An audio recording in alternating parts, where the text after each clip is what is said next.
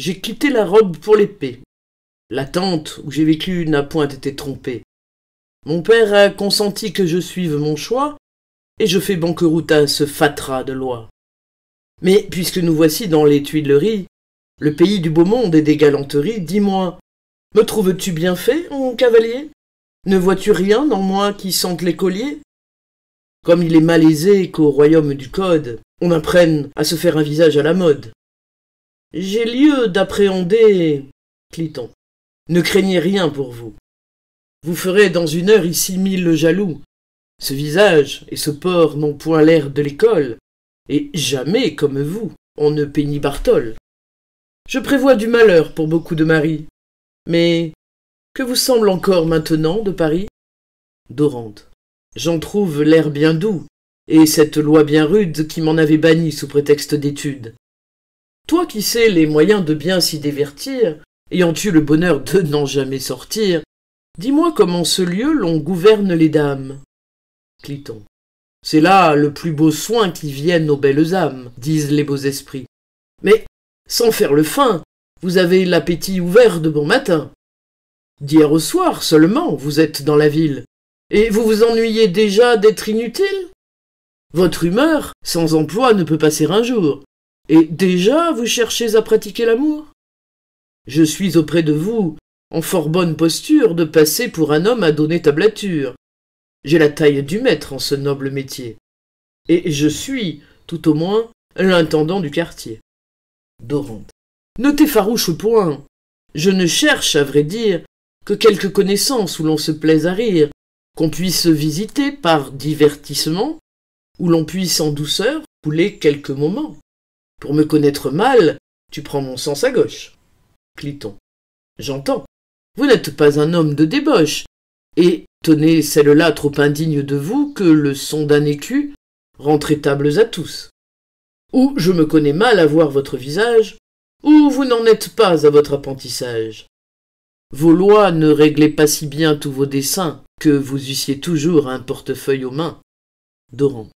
À ne rien déguiser, Cliton, je te confesse qu'à Poitiers, j'ai vécu comme vit la jeunesse. J'étais en ces lieux-là de beaucoup de métiers. Mais Paris, après tout, est bien loin de Poitiers. Le climat différent veut une autre méthode. Ce qu'on admire ailleurs est ici hors de mode. La diverse façon de parler et d'agir donne aux nouveaux venus souvent de quoi rougir. Chez les provinciaux, on prend ce qu'on rencontre, et là, faute de mieux, un sot passe à la montre. Mais il faut à Paris bien d'autres qualités. On ne s'éblouit point de ces fausses clartés, et tant d'honnêtes gens que l'on y voit ensemble font qu'on est mal reçu si l'on ne leur ressemble. Cliton. Connaissez mieux Paris, puisque vous en parlez. Paris est un grand lieu plein de marchands mêlés. Comme on s'y connaît mal, chacun s'y fait de mise et vaut communément autant comme il se prise. De bien pires que vous s'y font assez valoir. Mais, pour venir au point que vous voulez savoir, êtes-vous libéral? Dorante. Je ne suis point avare. Cliton. C'est un secret d'amour, et bien grand et bien rare. Mais il faut de l'adresse à le bien débiter. Autrement, on s'y perd au lieu d'en profiter. Tel donne à pleine main qui n'oblige personne. La façon de donner vaut mieux que ce qu'on donne. L'un perd exprès au jeu son présent déguisé, l'autre oublie un bijou qu'on aurait refusé. Un lourdeau libéral auprès d'une maîtresse semble donner l'aumône alors qu'il fait largesse. Et d'un tel contretemps, il fait tout ce qu'il fait, que quand il tâche à plaire, il offense en effet. Dorant. Laissons là ces lourdeaux contre qui tu déclames, et me dis seulement si tu connais ces dames. Cliton. Non, cette marchandise est de trop bonne aloi. Ce n'est point là gibier à des gens comme moi. Il est aisé pourtant d'en savoir des nouvelles, et bientôt leur cocher m'en dira des plus belles. Dorante. Penses-tu qu'ils t'en disent? Cliton. Assez pour en mourir, puisque c'est un cocher, il aime à discourir. Scène 2. Dorante, Clarisse, Lucrèce, Isabelle. Clarisse, faisant un faux pas et comme se laissant choir. Aïe! Dorante lui donnant la main. Ce malheur me rend un favorable office, puisqu'il me donne lieu de ce petit service, et c'est pour moi, madame, un bonheur souverain que cette occasion de vous donner la main. Clarisse. L'occasion ici fort peu vous favorise, et ce faible bonheur ne vaut pas qu'on le prise. Dorante. Il est vrai, je le dois tout entier au hasard.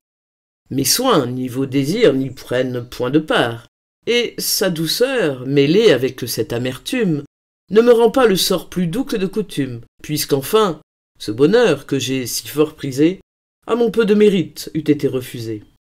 Clarisse. S'il a perdu sitôt ce qui pouvait vous plaire, je veux être à mon tour d'un sentiment contraire, et crois qu'on doit trouver plus de félicité à posséder un bien sans l'avoir mérité. J'estime plus un don qu'une reconnaissance. Qui nous donne fait plus que qui nous récompense. Et le plus grand bonheur au mérite rendu ne fait que nous payer de ce qui nous est dû. La faveur qu'on mérite est toujours achetée. L'heure en croit d'autant plus, moins elle est méritée. Et le bien où sans peine elle fait parvenir, par le mérite à peine aurait pu s'obtenir. Dorante. Aussi ne croyez pas que jamais je prétende obtenir par mérite une faveur si grande. J'en sais mieux le haut prix, et mon cœur amoureux, moins s'il en connaît digne, et plus s'en tient heureux. On me l'a pu toujours dénier sans injure, et si là, recevant ce cœur même en murmure, il se plaint du malheur de ses félicités, que le hasard lui donne, et non vos volontés. Un amant a fort peu de quoi se satisfaire des faveurs qu'on lui fait sans dessein de les faire. Comme l'intention seule en forme le prix, assez souvent, sans elle, on les joint au mépris. Jugez par là, quel bien peut recevoir ma flamme d'une main qu'on me donne en me refusant l'âme. Je la tiens, je la touche, et je la touche en vain, si je ne puis toucher le cœur avec la main. Clarisse. Cette flamme, monsieur, est pour moi fort nouvelle, puisque j'en viens de voir la première étincelle. Si votre cœur ainsi s'embrase en un moment, le mien ne sut jamais brûler si promptement. Mais peut-être, à présent que j'en suis averti, le temps donnera place à plus de sympathie. Confessez cependant qu'à tort vous murmurez du mépris de vos feux que j'avais ignoré. Scène 3. Dorante, Clarisse, Lucrèce, Isabelle, Cliton. Dorante. C'est l'effet du malheur qui partout m'accompagne. Depuis que j'ai quitté les guerres d'Allemagne, c'est-à-dire, du moins depuis un an entier, je suis, et jour et nuit, dedans votre quartier. Je vous cherche en tout lieu, au bal, aux promenades. Vous n'avez que de moi reçu des sérénades, et je n'ai pu trouver que cette occasion à vous entretenir de mon affection. Clarisse. Quoi? Vous avez donc vu l'Allemagne et la guerre? Dorante. Je m'y suis fait 4 ans craindre comme un tonnerre. Cliton. Que va-t-il lui conter? Dorante. Et durant ces 4 ans, il ne s'est fait combat ni sièges importants, nos armes n'ont jamais remporté de victoire, où cette main n'ait eu bonne part à la gloire, et même la Gazette a souvent divulgué. Cliton le tirant par la basque. Savez-vous bien, monsieur, que vous extravaguez? Dorante. Tais-toi. Cliton. Vous rêvez, dis-je, ou... Dorante. Tais-toi, misérable. Cliton. Vous venez de Poitiers, où je me donne au diable. Vous en revîntes hier. Dorante à Cliton. Te tairas-tu, maraud? À Clarisse. Mon nom, dans nos succès, s'était mis assez haut pour faire quelque bruit sans beaucoup d'injustice. Et je suivrais encore un si noble exercice, n'était que l'autre hiver, faisant ici ma cour, je vous vis, et je fus retenu par l'amour. Attaqué par vos yeux, je leur rendis les armes. Je me fis prisonnier de tant d'aimables charmes. Je leur livrai mon âme, et ce cœur généreux, dès ce premier moment, oublia tout pour eux. Vaincre dans les combats, commander dans l'armée de 1000 exploits fameux enflaient ma renommée, et tous ces nobles soins qui m'avaient su ravir cédèrent aussitôt à ceux de vous servir. Isabelle à Clarisse, tout bas. Madame, Alcippe vient, il aura de l'ombrage. Clarisse. Nous en serons, monsieur, quelques jours davantage. Adieu. Dorante. Quoi? Me priver si tôt de tout mon bien? Clarisse. Nous n'avons pas loisir d'un plus long entretien. Et malgré la douceur de me voir cajoler, il faut que nous fassions seuls 2 tours d'allée. Dorante. Cependant, accordez à mes vœux innocents la licence d'aimer des charmes si puissants. Clarisse.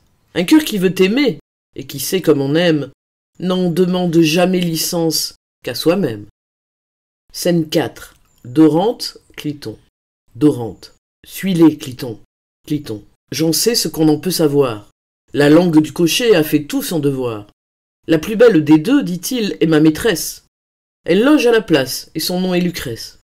Dorante. Quelle place? Cliton. Royale. Et l'autre y loge aussi. Il n'en sait pas le nom, mais j'en prendrai souci. Dorante. Ne te mets point, Cliton, en peine de l'apprendre.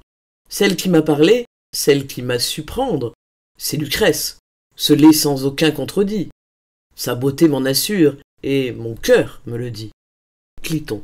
Quoique mon sentiment doive respect au vôtre, la plus belle des 2, je crois que ce soit l'autre. Dorante. Quoi? Celle qui s'est tue et qui, dans nos propos, n'a jamais eu l'esprit de mêler 4 mots? Cliton. Monsieur, quand une femme a le don de se taire, elle a des qualités au-dessus du vulgaire. C'est un effort du ciel qu'on a peine à trouver. Sans un petit miracle, il ne peut l'achever. Et la nature souffre extrême violence lorsqu'il en fait d'humeur à garder le silence. Pour moi, jamais l'amour n'inquiète mes nuits. Et quand le cœur m'en dit, j'en prends par où je puis.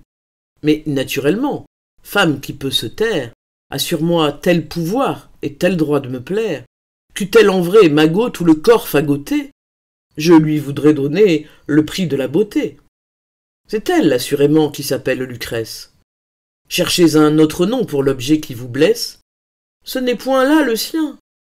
Celle qui n'a dit mot, monsieur, c'est la plus belle, ou je ne suis qu'un sot. Dorante. Je t'en crois sans jurer avec tes incartades. Mais voici les plus chers de mes vieux camarades. Ils semblent étonnés à voir leur action. Scène 5. Dorante, Alcippe, Philiste, Cliton. Philiste à Alcippe. Quoi? Sur l'eau, la musique et la collation? Alcippe à Philiste. Oui, la collation avec la musique. Philippe à Alciste. Hier au soir? Alcippe. Hier au soir. Philiste. Et belle? Alcippe. Magnifique. Philiste. Et par qui? Alcippe. C'est de quoi je suis mal éclairci. Dorante, les saluant. Que mon bonheur est grand de vous revoir ici. Alcippe. Le mien est sans pareil, puisque je vous embrasse. Dorante. J'ai rompu vos discours d'assez mauvaise grâce. Vous le pardonnerez à l'aise de vous voir. Philiste. Avec nous, de tout temps, vous avez tout pouvoir. Dorante. Mais de quoi parliez-vous? Alcippe. D'une galanterie. Dorante. D'amour? Alcippe. Je le présume. Dorante. Achevez, je vous prie, et souffrez qu'à ce mot ma curiosité vous demande sa part de cette nouveauté. Alcippe. On dit qu'on a donné musique à quelques dames. Dorante. Sur l'eau? Alcippe. Sur l'eau. Dorante. Souvent, l'onde irrite la flamme. Philiste. Quelquefois. Dorante. Et ce fut hier au soir? Alcippe. Hier au soir. Dorante. Dans l'ombre de la nuit, le feu se fait mieux voir. Le temps était bien pris. Cette dame, elle est belle? Alcippe. Aux yeux de bien du monde, elle passe pour telle. Dorante. Et la musique? Alcippe. Assez pour n'en rien dédaigner. Dorante. Quelque collation a pu l'accompagner? Alcippe. On le dit. Dorante. Fort superbe? Alcippe. Et fort bien ordonné. Dorante. Et vous ne savez point celui qui l'a donné? Alcippe. Vous en riez? Dorante. Je ris de vous voir étonné d'un divertissement que je me suis donné. Alcippe. Vous? Dorante. Moi-même. Alcippe. Et déjà vous avez fait maîtresse? Dorante. Si je n'en avais fait, j'aurais bien peu d'adresse, moi qui depuis un mois suis ici de retour. Il est vrai que je sors fort peu souvent de jour. De nuit, incognito, je rends quelques visites. Ainsi, Cliton à Dorante à l'oreille. Vous ne savez, monsieur, ce que vous dites? Dorante. Tais-toi, si jamais plus tu me viens avertir. Cliton. J'enrage de me taire et d'entendre mentir. Philiste à Alcippe tout bas. Voyez qu'heureusement, dedans cette rencontre, votre rival lui-même à vous-même se montre. Dorante, revenant à eux. Comme à mes chers amis, je vous veux tout conter. J'avais pris 5 bateaux pour mieux tout ajuster. Les 4 contenaient 4 chœurs de musique, capables de charmer le plus mélancolique. Au premier, violon. En l'autre, luttes et voix. Des flûtes au troisième. Au dernier, des hautbois qui, tour à tour, dans l'air, poussaient des harmonies dont on pouvait nommer les douceurs infinies. Le 5e était grand, tapissé tout exprès de rameaux enlacés pour conserver le frais, dont chaque extrémité portait un doux mélange de bouquets de jasmin, de grenades et de rang. Je fis de ce bateau la salle du festin. Là, je menai l'objet qui fait seul mon destin. De 5 autres beautés, la sienne fut suivie, et la collation fut aussitôt servie. Je ne vous dirai point les différents apprêts, le nom de chaque plat, le rang de chaque mets.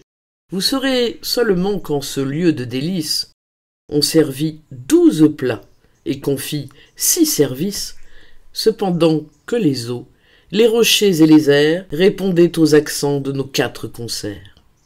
Après qu'on eut mangé, 1000 et 1000 fusées s'élançant vers les cieux, ou droites ou croisées, firent un nouveau jour, d'où tant de serpenteaux, d'un déluge de flammes attaquèrent les eaux, qu'on crut que, pour leur faire une plus rude guerre, tout l'élément du feu tombait du ciel en terre. Après ce passe-temps, on dansa jusqu'au jour, dont le soleil jaloux avança le retour. S'il eût pris notre avis, sa lumière importune n'eût pas troublé sitôt ma petite fortune. Mais, n'étant pas d'humeur à suivre nos désirs, il sépara la troupe et finit nos plaisirs. Alcippe. Certes, vous avez grâce à compter ces merveilles. Paris, tout grand qu'il est, on voit peu de pareils. Dorante. J'avais été surpris, et l'objet de mes vœux ne m'avait tout au plus donné qu'une heure ou deux. Philiste. Cependant, l'ordre est rare et la dépense belle. Dorante. Il s'est fallu passer à cette bagatelle. Alors que le temps presse, on n'a pas à choisir. Alcippe. Adieu, nous nous verrons avec plus de loisir. Dorante. Faites état de moi. Alcippe à Philiste en s'en allant. Je meurs de jalousie. Philiste à Alcippe. Sans raison toutefois votre âme en est saisie. Les signes du festin ne s'accordent pas bien. Alcippe. Le Dieu s'accorde, et l'heure, et le reste n'est rien. Scène 6. Dorante, Cliton. Cliton. Monsieur, puis-je à présent parler sans vous déplaire? Dorante. Je remets à ton choix de parler ou te taire. Mais quand tu vois quelqu'un, ne fais plus l'insolent. Cliton. Votre ordinaire est-il de rêver en parlant? Dorante. Où me vois-tu rêver? Cliton. J'appelle rêverie ce qu'en d'autres qu'un maître on nomme menterie. Je parle avec respect. Dorante. Pauvre esprit. Cliton. Je le perds quand je vous vois parler de guerre et de concert. Vous voyez sans péril nos batailles dernières et faites des festins qui ne vous coûtent guère. Pourquoi, depuis 2 ans, vous feindre de retour? Dorante. J'en montre plus de flammes et j'en fais mieux ma cour. Cliton. Qu'a de propre la guerre à montrer votre flamme? Dorante. Oh, le beau compliment à charmer une dame, de lui dire d'abord « J'apporte à vos beautés un cœur nouveau, venu des universités. Si vous avez besoin de lois et de rubriques, je sais le code entier avec les authentiques. Le digeste nouveau, le vieux, l'infortia, ce qu'en a dit Jason, Balde, Accurse, Alciate. Qu'un si riche discours nous rend considérable. Qu'on amollit par là de cœurs inexorables. Qu'un homme à paragraphe est un joli galant. On s'introduit bien mieux à titre de vaillant. Tout le secret ne gît qu'en un peu de grimace, à mentir à propos, jurer de bonne grâce, étaler force mots qu'elles n'entendent pas, faire sonner l'embois, gens de verre, nommer quelques châteaux de qui les noms barbares, plus ils blessent l'oreille et plus leur semble rare, avoir toujours en bouche angles, lignes, fossés, vedettes, contrescarpes et travaux avancés. Sans ordre et sans raison, n'importe, on les étonne. On leur fait admirer les baies qu'on leur donne, et, tels, à la faveur d'un semblable débit, passent pour hommes illustres et se mettent en crédit. Cliton. À qui vous veut ouïr, vous en faites bien croire. Mais celle-ci bientôt peut savoir votre histoire. Doran. J'aurais déjà gagné chez elle quelque accès, et loin d'en redouter un malheureux succès, si jamais un fâcheux nous nuit par sa présence, nous pourrons sous ces mots être d'intelligence. Voilà traiter l'amour, Cliton, et comme il faut. Cliton. À vous dire le vrai, je tombe de bien haut. Mais parlons du festin. Urgrande et Mélusine n'ont jamais sur le champ mieux fourni leur cuisine. Vous allez au-delà de leurs enchantements. Vous seriez un grand maître à faire des romans, ayant si bien en main le festin et la guerre, vos gens en moins de rien courraient toute la terre, et ce serait pour vous des travaux fort légers que d'y mêler partout la pompe et les dangers. Ces hautes fictions vous sont bien naturelles. Doran. J'aime à braver ainsi les conteurs de nouvelles. Et sitôt que j'en vois quelqu'un s'imaginer que ce qu'il veut m'apprendre a de quoi m'étonner, je le sers aussitôt d'un conte imaginaire qui l'étonne lui-même et le force à se taire. Si tu pouvais savoir quel plaisir on a lors de leur faire entrer leurs nouvelles au corps. Cliton. Je le juge assez grand. Mais enfin, ces pratiques vous couvriront de honte en devant public. Dorante. N'en prends point de souci. Mais tous ces vains discours m'empêchent de chercher l'objet de mes amours. Tâchons de le rejoindre et sache qu'à me suivre, je t'apprendrai bientôt d'autres façons de vivre.